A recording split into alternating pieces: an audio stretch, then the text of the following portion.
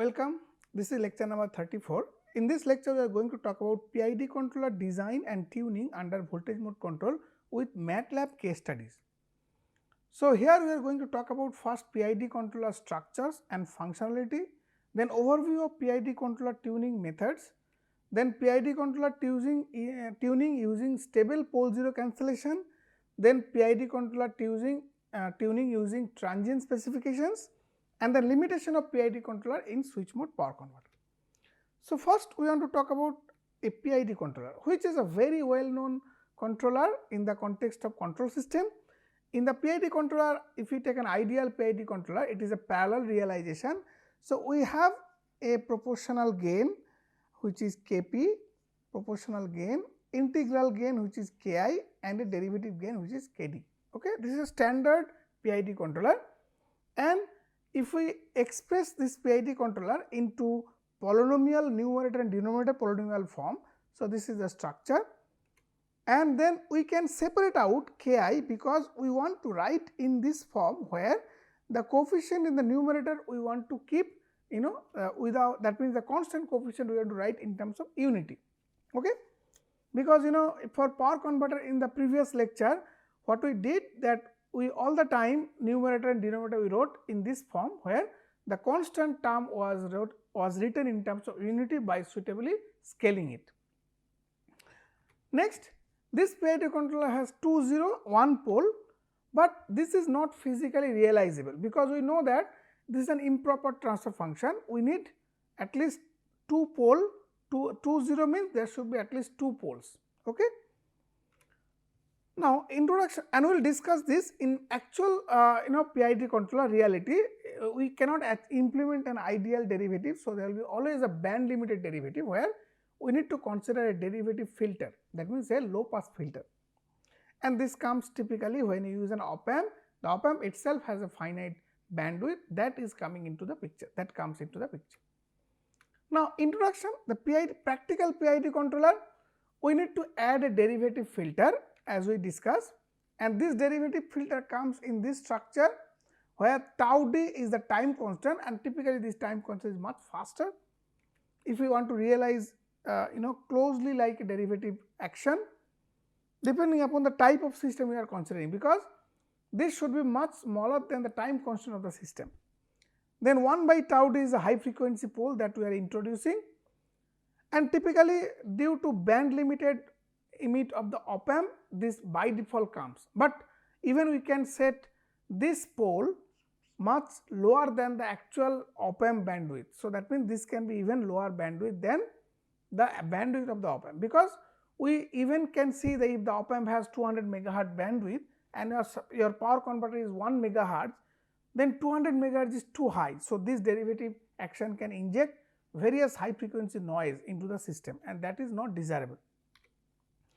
Sometimes we deliberately add a high frequency pole for noise attenuation, that I told, that means it can be much smaller than the actual bandwidth of the op amp.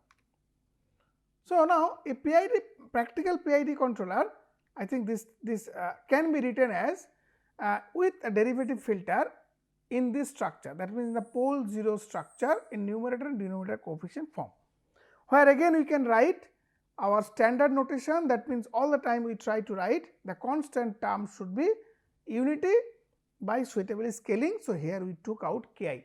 So, whether it is a ideal PID controller or a practical PID controller, this DC gain of this PID controller always is your, that means your Ki in this case, but yes, you have an integrator. I am saying that the constant term which is taking out is the Ki.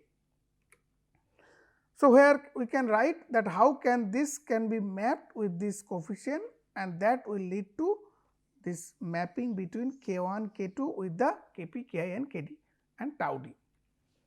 Now, structure of PID controller.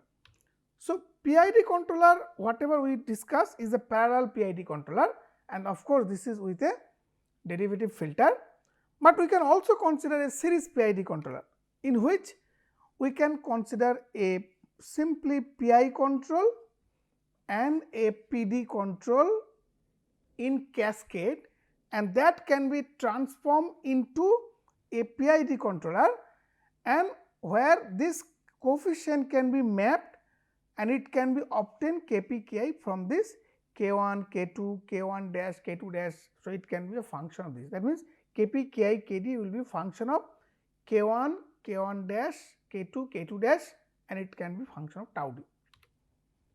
So, PID controller functionality, that means we talked about parallel PID controller, series PID controller. Sometimes PID controller is also written like this, PID in the parallel form. It is also sometimes we can take Kp out, then we write 1 plus 1 by Ti, the time constant, into 1 by S, that is the integral term, plus Td, which is a derivative term, into S. So, this also is another form, and of course, there is a derivative filter, it is there. So, we can take Kp out and then we can write in terms of the integral time constant and the derivative time constant. This is also another way of representation where Kp is common. Okay? And this type of structure is used particularly for Ziegler-Nichols tuning, where the Kp can be obtained from the critical gain, and then the timing parameter like integral timing, this integral time as well as derivative time constant, those can be found from their suitable tuning rule. So, PID controller functionality. PID controller, it has 3 action. One is the proportional, which link with the proportional term, proportional.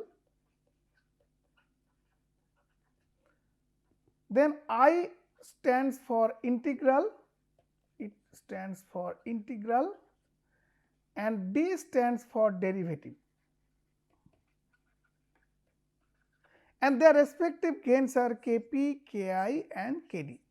Now, if we do not change Ki and Kd, if we increase Kp, that means if we increase Kp, then overshoot will increase, percentage overshoot, because we will see that if you draw the Bode plot, frequency response, if you simply increase the proportional gain, in most of the cases that your gain plot will simply go up, and as a result your bandwidth can increase, but this can also reduce the phase margin, because your phase response may not drastically change, and that can reduce the phase margin. As a result, it will lead to a poor phase margin, and that increases the percentage overshoot. It has reduced, very negligible impact on the settling time, but of course, it has impact in the rise time. That means, higher proportional gain try to reduce the rise time, but at the same time it increases the overshoot undershoot. And of course, higher proportional gain can reduce the steady state error, but it cannot achieve 0 steady state error. Okay? Whereas, the integral action is used to reduce the steady state error, and if you wait for long time, like limit t tends to infinity, then you can get 0 steady state error, provided that if the input is a step input. But integral action cannot achieve 0 steady state error if the input is sinusoidal or something else, and that comes from the theory of internal model control. Now, for the integral control, because most of the cases that we are going to consider is a step input. So, PID controller, that means integral action, will inherently try to achieve very reduced steady state error or almost negligible steady state error. If we increase the integral gain, then the settling time will increase, because it will be more oscillatory, overshoot will increase, that is because it will reduce the phase margin. Okay. At the same time, it will also increase the settling time. But some cases, when we discuss about current mode control, because as well as the voltage mode control, so we discuss about feed forward action. So, if you do not consider feed forward action, in voltage mode control, we will see the loop gain depends on the input voltage. So, in order to, that means the loop gain can vary when there is a change in input voltage. That means, if at lower input voltage, we will see the lower loop gain. In order to anticipate, we need to increase the integral gain, because we need to achieve certain DC gain, and this higher integral gain can be problematic, because it can cause higher poor phase margin. But in analog control, because we design all this PID controller coefficient offline, so it design at the very beginning. but in digital control you can tune it, but nevertheless this integral action, if you increase to reduce that is steady state error, it has an impact in the transient response.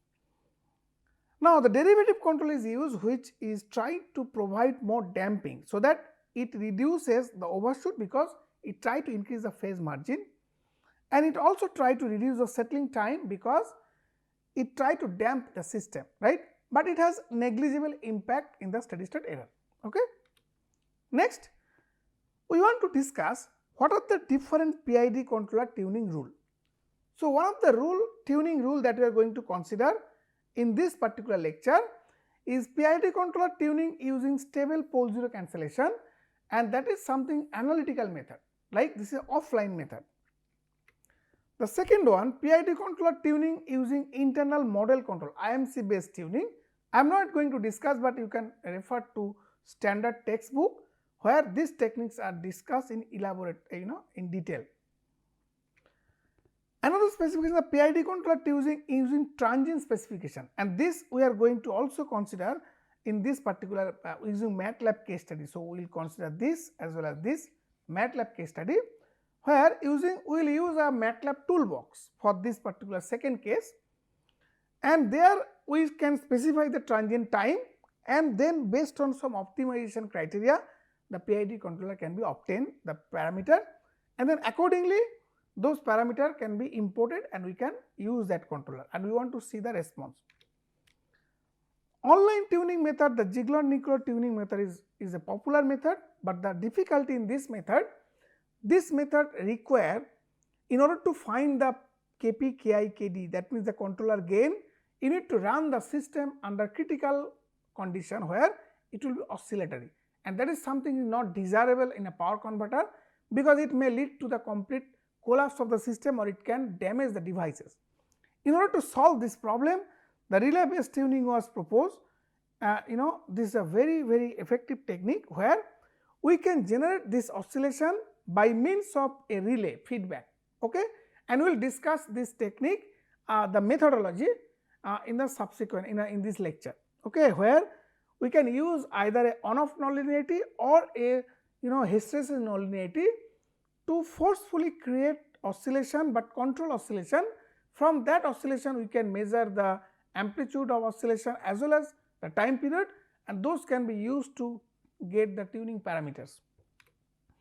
Then there are other method of tuning, online tuning using frequency response method, where if you set some gain margin and phase margin, desired gain margin and phase margin, you can actually tune the parameter. Okay. So, this is also online tuning method, and there are multiple paper, because we are not talking about digital control, multiple pioneer works actually are already proposed in this context. So, now we are going to first talk about PID controller tuning using stable pole zero cancellation. So, we want to start with an ideal buck converter, and this is the loop gain plot. In fact, this we have discussed in the previous lecture, that how to obtain this loop gain, right, because we already obtained the modulator gain, we obtain already the control to output transfer function, audio susceptibility, output impedance. In fact, we have verified this model, open loop model, using time domain simulation. That means we have checked with the response of the linearized system and the response of the original switch system, and we have verified that. Okay, that means we have verified the models are reasonably accurate, at least within the control bandwidth, but we have not talked about what is the control bandwidth, how much is the control bandwidth that we can achieve. Okay, so ideal buck converter, this is a loop transfer function, and then if we take a PID controller, ideal PID controller, we are going to talk about the realization aspect, but then what is our objective? Our initial objective, we need to cancel, that means the numerator of the controller, that polynomial, we need to set to the denominator of this plant. Okay, that means what we want, the numerator of this controller S, we want to make exactly equal, but I will discuss if this is a non robust compensation, and in the next lecture we will discuss if you cannot exactly cancel, then what could be a better way, because the problem in this method LC parameters are reasonably known because they are known from the design, because we have selected L and C, though there can be slight variation like a 10% variation plus minus LC, but resistance is something which varies. So, we do not know what will be the resistance value, right. So, it is not easy to know, because you can use a load estimator, but that is not a good technique. So, that means we need a robust compensation where the load resistance will not come in the compensation process. The another part is the loop transfer function. You see, it depends on two things. One is the input voltage, which we told that is the drawback of this voltage mode control, because the loop gain is dependent on input voltage.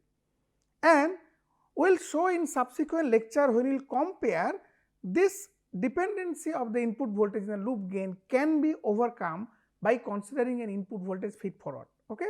So, by using an input voltage, because we saw in lecture number 14 as well as lecture number, I think it was in 17, where we have discussed the feed forward control along with the feedback, where we can achieve the input voltage insensitive, like a input voltage invariance in the loop gain by means of feed forward. The next part, the loop gain under voltage mode control. So, it is the product of the modulator gain, and modulator gain is nothing but 1 by Vm, where Vm is the maximum voltage of the sawtooth waveform. That means, if I take the sawtooth waveform like this, so it starts from 0 and this is my Vm. Okay. So, this is a modulator gain. GVD is a control to duty ratio transfer function, which is also called control to output, but here duty ratio is the control variable. So, it is a control to output transfer function where the duty ratio is the control input, and this is our PID controller. Okay. So, we can write this, and numerator of the controller we discuss, that means NC, DP, and under perfect stable pole 0 cancellation.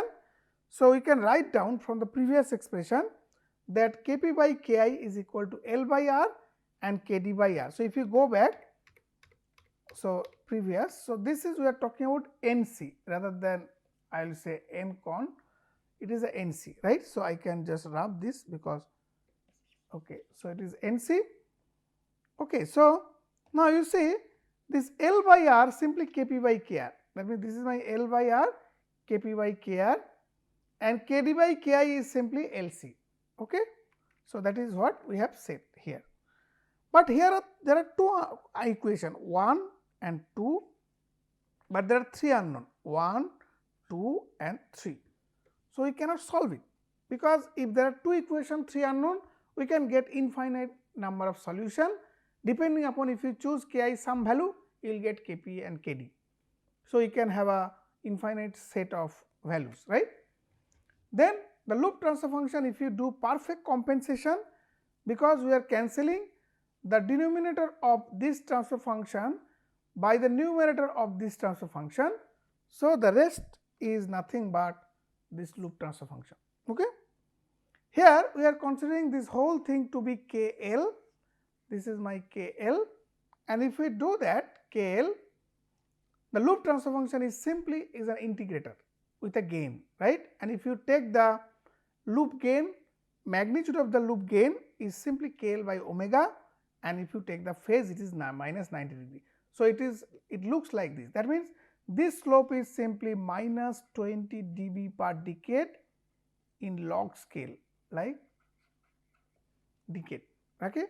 So, a gain plot, it is because it is just pure integrator, and we have a phase of minus 90 degree. So, as a result your phase margin is 90 degree.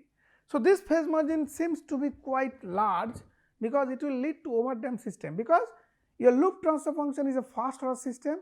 So, naturally if you want to obtain the closed loop transfer function, it is nothing but our loop transfer function by 1 plus loop transfer function. Okay. And what we will get? So, here it is KL by S, 1 by KL by S. So, we can write 1 by 1 plus S by omega p. So, where omega p I can write 1 by KL. Okay. So, omega p is simply omega p is simply KL, that means if you write it, it will be S by KL, where KL is S, omega p should be KL. And what is KL here? So, we have written here, right. So, it is nothing but Fm V in Ki. That means, now we need to set what is my omega p, that is my design variable. So, it is only one degree of freedom, that means by changing the integral gain, and if we write in terms of time constant 1 by 1 plus S tau closed loop into S, where tau closed loop is simply 1 by KL and which is nothing but 1 by Fm V in into Ki. That means, if we increase the integral gain, your closed loop time constant decreases, so it will respond faster. But now the question is that how far you can increase the Ki. So, at crossover frequency, our gain loop gain magnitude will be 1. From there we can find out that this Ki can be obtained by this, which is nothing but our in radian per second crossover frequency Fm by V in. Okay. So, now the question is that if you want to increase the crossover frequency, you have to simply increase the integral gain, and it is the only degree of freedom which can be used to change the cutoff frequency and which eventually decide the closed loop bandwidth.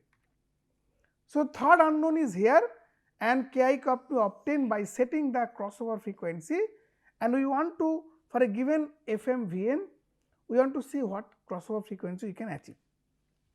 But unfortunately, we have used an ideal PID controller which cannot be physically realized. So, in order to solve this problem, we need to consider a high frequency pole with the PID controller. So, which is equivalent to, so this particular term is equivalent to tau d into S, where this was a derivative time constant, right, and I am writing in terms of a pole. So, we are putting a high frequency pole, and if we set this high frequency pole 10 times faster than switching frequency in radian per second, then we can have reduced effect of this pole into the actual closed loop performance, because this is just for sake of implementation of the PID controller. Otherwise, if you use an op amp, the op amp itself has a finite bandwidth, and that this bandwidth will be set by the op amp. Okay. So, we can increase the Ki value and we can check the response, and that we are going to do, because the same kind of structure we will get even for a practical buck converter, and we need to check the model validity. So, this part we hold on, because what we got, our loop transfer function that we obtain here, our loop transfer function that we found, that means here we got the loop transfer function is KL by S. So, we want to see the closed loop performance for varying, and where KL is a function of is proportional to Ki. Okay.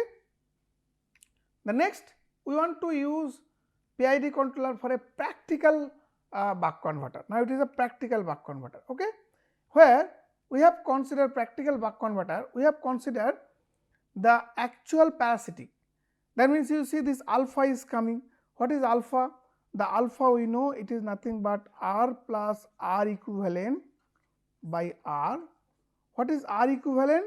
It is nothing but DCR plus RDS on. This we know. We talked about ESR, the skew factor, and these things we have already discussed multiple times. Now, we want to compensate. So, the loop transfer function of a practical buck converter, where we are trying to design this KC, and we are taking a PID controller. This is a practical PID controller, right, which has a derivative 0 pole, sorry, derivative pole, because derivative I think filter. So, practical PID controller, and we know this K1, K2 in terms of Kp, Ki, Kd. Now, for this transfer function, if we set the PID controller, that means here again we want to, the numerator coefficient we want to cancel with denominator polynomial, and since they are stable, we can do stable pole zero cancellation. But again, it is a non-robust choice because the Q is nothing but it is a function of resistance, and which may not be a robust solution, and that we will discuss in the next lecture. So, now if you set it, then we have 4 unknown, because how many unknowns is, one is Kp, Ki, that means what are the unknown? We have Kp, Ki, Kd and tau d, because in the first case we have only 3 unknown for ideal, where we kept this to very low, which we do not need to find out, because it can be kept much lower than the, because we have said that the frequency corresponding to this will be much higher than the switching frequency. But here we have 4 unknown, and this is one equation, this is second equation and third equation. So, we have 3 equations. So, same problem. But if we compensate again after this pole 0 cancellation, now we are setting this ESR 0 and this term, that means if we take this term, we are going to cancel with this term. That means we are cancelling ESR 0, which is reasonably known by using the derivative filter pole. So, that is a pole 0 cancellation. The controller 2 zeros are used to cancel the planned pole. Okay? So, the rest part is that means if you write the loop transfer function, what is our loop transfer function? Now, after this compensation, our loop transfer function is simply Ki, this Ki, then V in alpha Vm by S, because here we have an 1 by S term, it is coming here, the Ki term is coming here, and this term is coming here. Okay. Now, if we write the frequency response, we replace S equal to j omega, then we are writing Ki V in alpha Vm. So, this is the expression. So, this is same as earlier, except this term this comes into picture, and if your R equivalent is very small, this alpha will be 1. So, it will be same as earlier.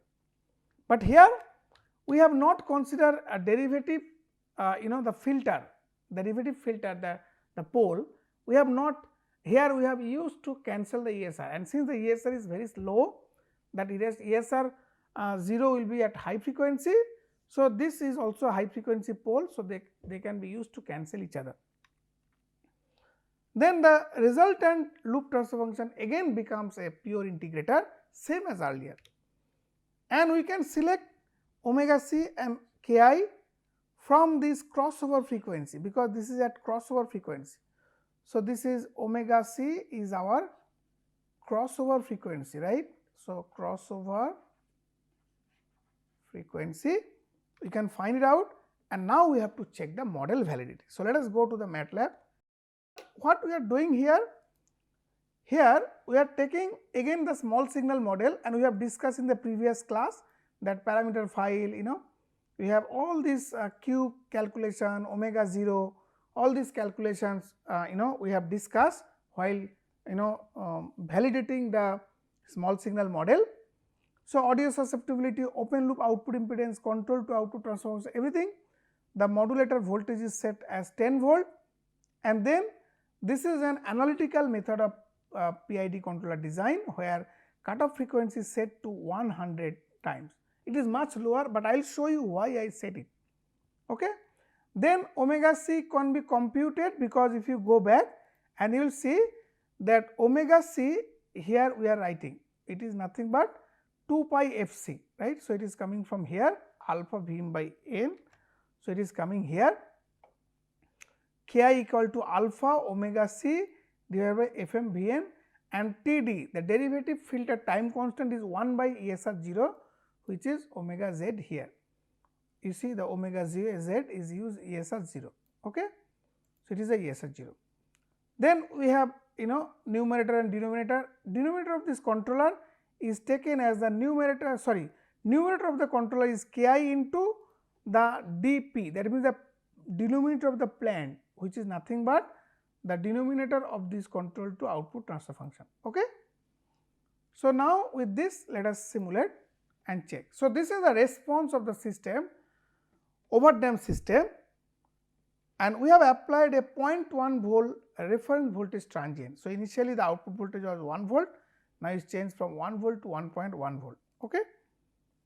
Now, we want to see the response, matching response with our small signal model. So, let us run it and we want to verify whether they okay. You will find that the response is not at all matching.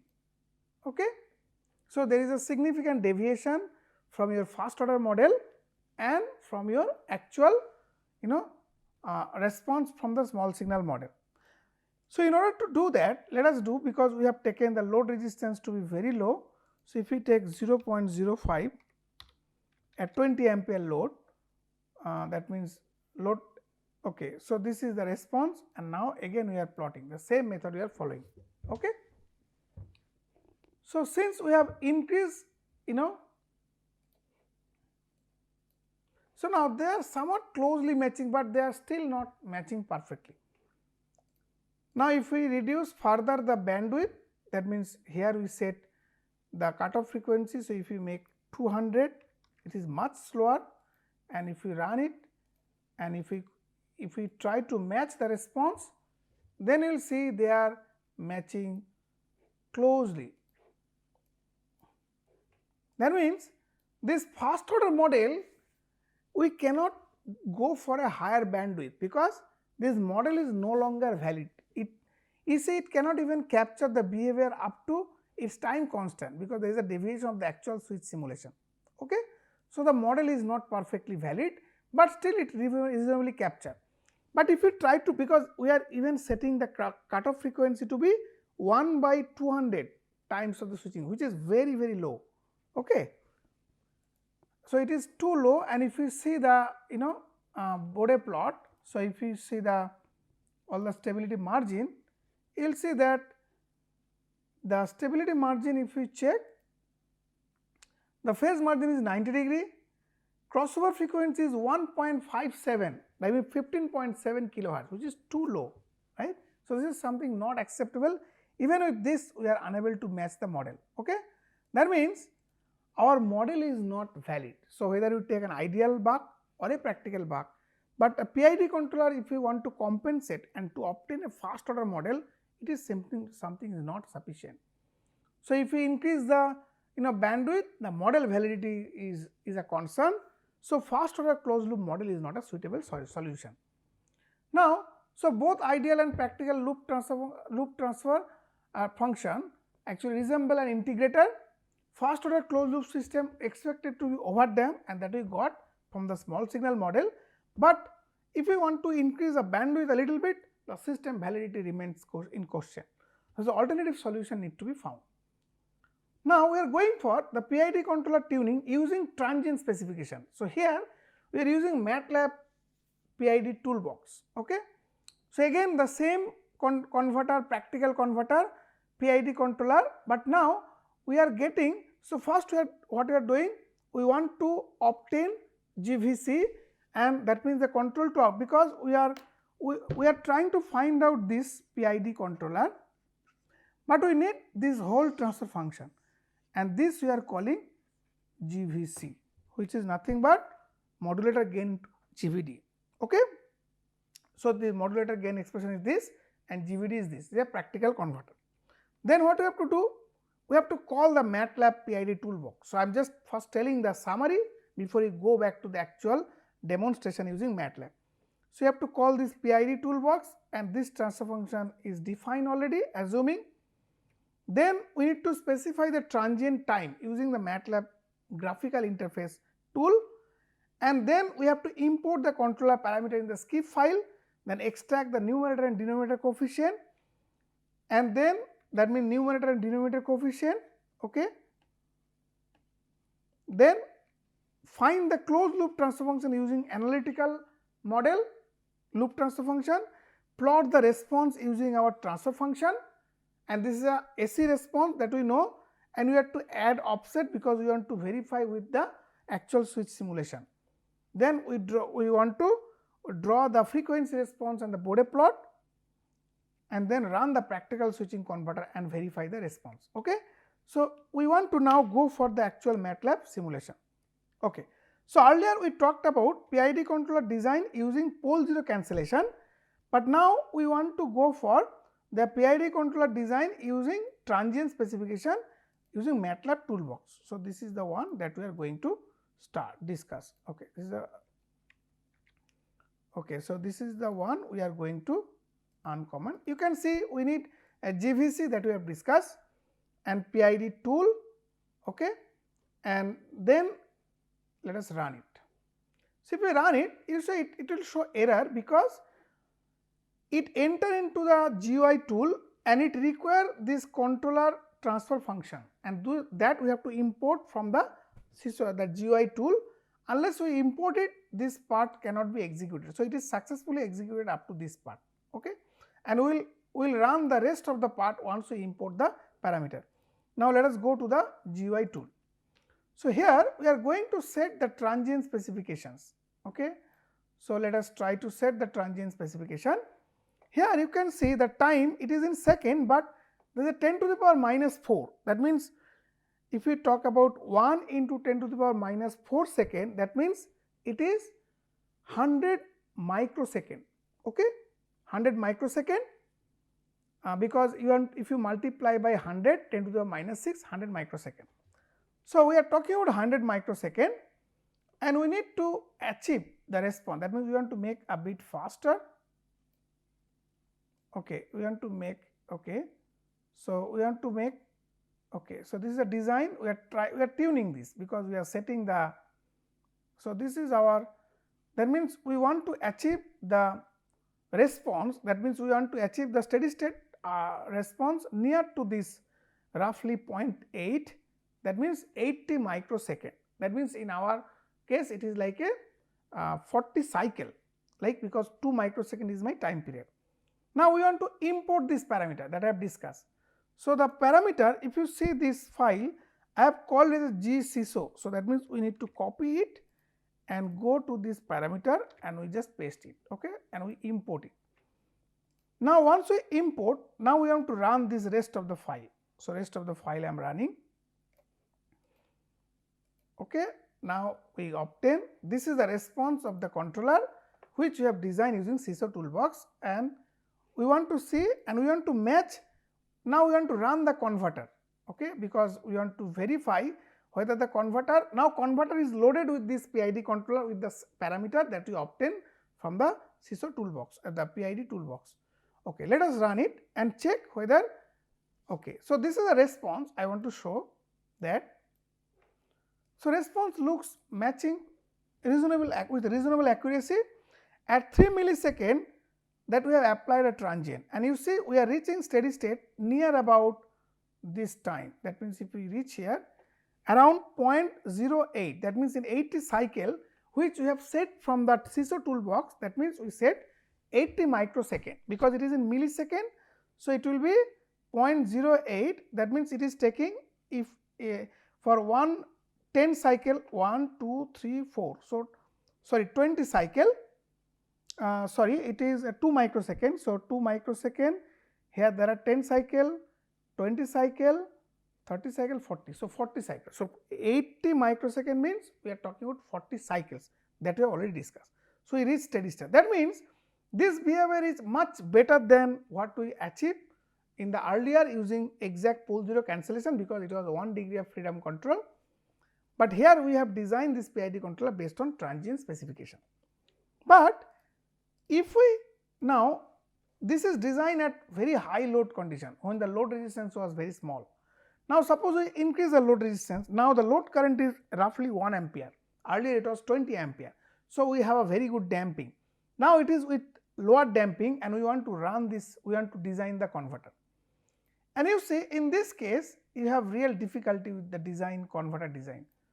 So, if we want to make that, we have little choice over this. If we want to speed up the response at so this is the response speed and we want to see whether, so this is now we are trying to achieve in this is in millisecond in 2 milliseconds. So, we are making it slower If we make it slow, that means if we try to make it fast, that means if we try to make it fast, like earlier case, we want to achieve in much faster, then there is a penalty in okay, this is one response that we want to achieve, we want to make it fast. Okay, so now we want to again import the controller parameter. So this is a GCSO tool. Let us go to the controller and the GUI tool, and in this tool we want to import the controller parameter. We have imported the controller parameter. Now we want to run it. So we want to run it. Okay. So you can see this is a response of the system, because the response is system has a poor damping and the PID controller is designed. Now we want to run the actual simulation and see what happened. So this is we want to match the response of the converter, and you see the converter response matches quite nicely, but this response is not satisfactory enough, because it is not good enough, because you have to sacrifice the settling time, and if you try to increase the speed of the response, the system will simply become unstable, because you see at 3 millisecond we have applied load step and it is reaching steady state at 0.3 or roughly at 0.4. That means it is taking around 200 cycles, which is pretty large in terms of transient response. And if we want to improve this response by, because if you want to make this response faster, that means if you want to speed up, it will simply become unstable, because the similar response we can obtain. So we cannot improve further, because then it will become unstable, because it has a poor phase margin. Okay. So we got a limited response due to this.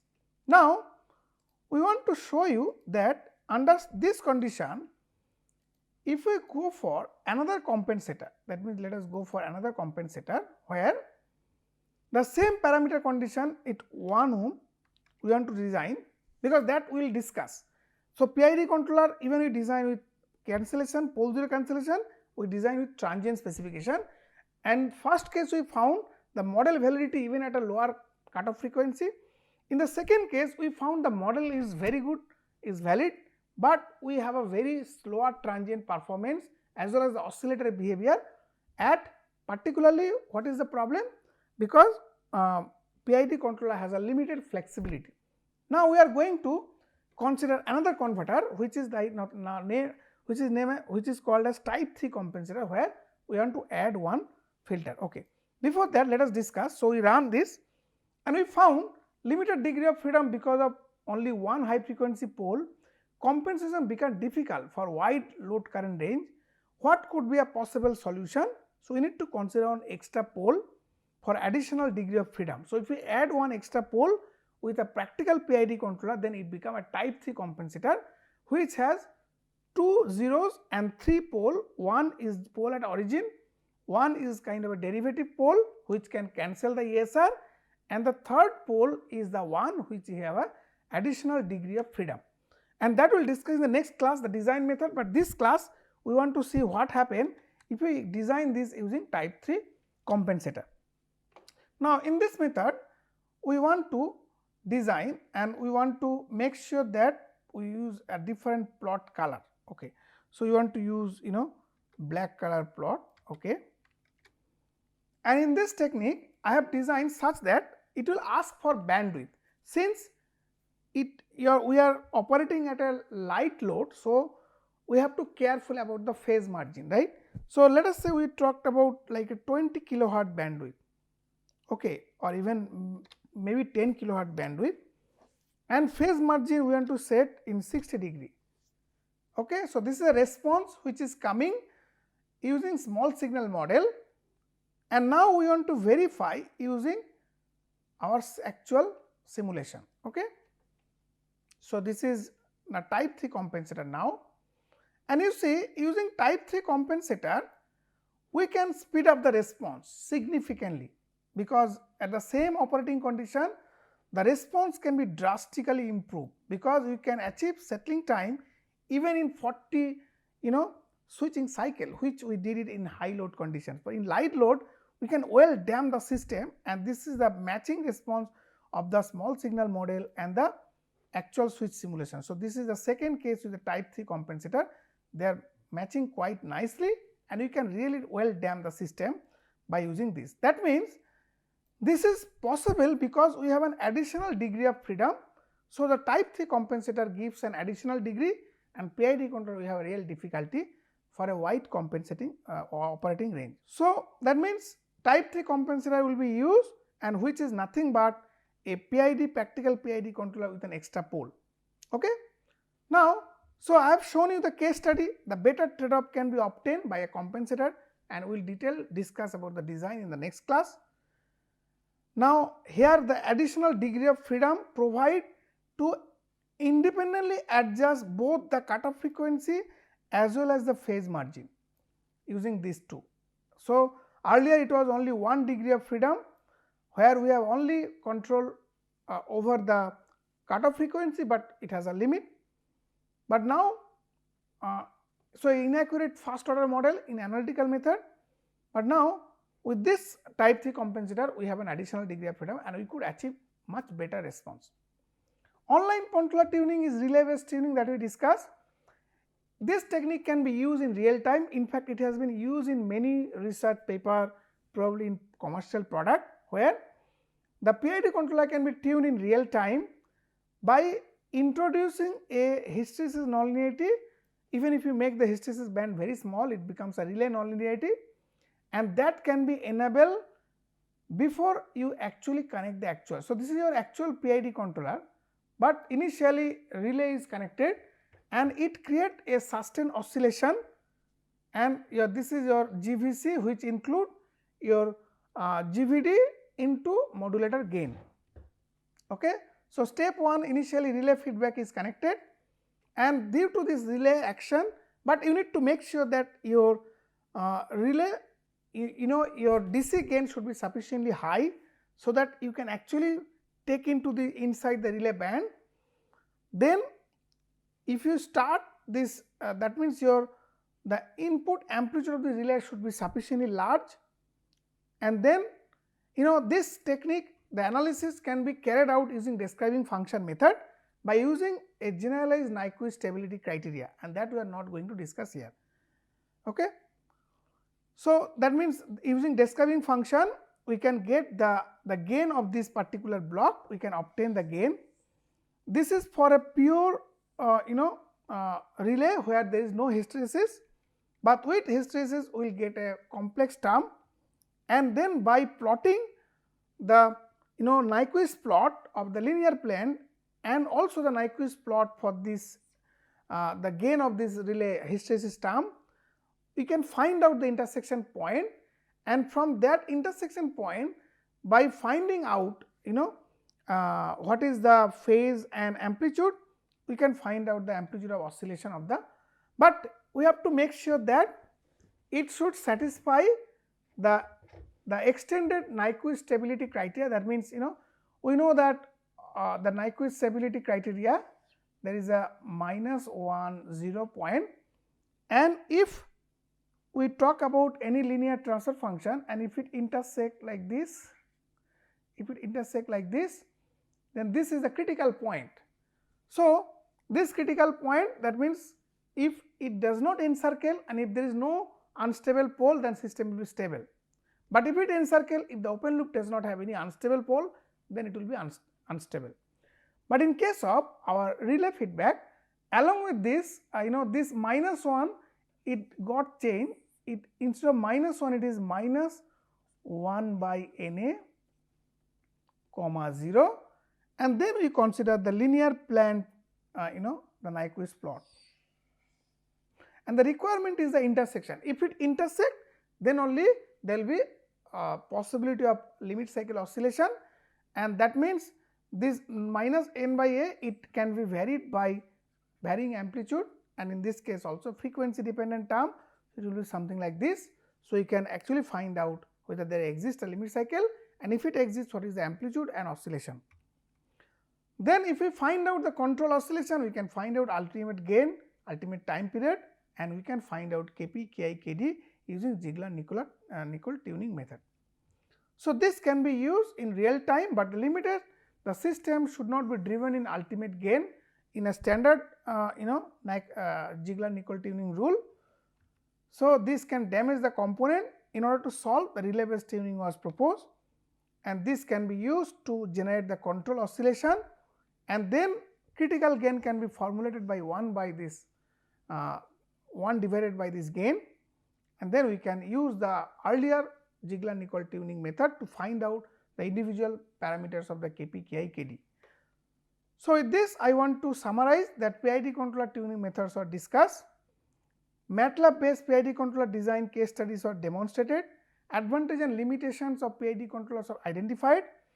Digital controller can solve many of these technique problem, because we have considered a type 3 compensator. In digital controller we do not require, even a digital PID controller will have, because it is sufficient to anticipate and the parameter can be adjusted in real time. So that is a suitable candidate for commercial IC. And the small signal based design has a bottleneck for faster transient response. So which also in future subsequent lecture we will see the large signal based PID controller tuning, where the PID controller can achieve, because we are still talking about bandwidth in terms of up to 1/10 switching frequency or even less, but we can go up to the critical limit by setting the PID controller using nonlinear tuning, that we will also discuss. So with this I want to finish it here. Thank you very much.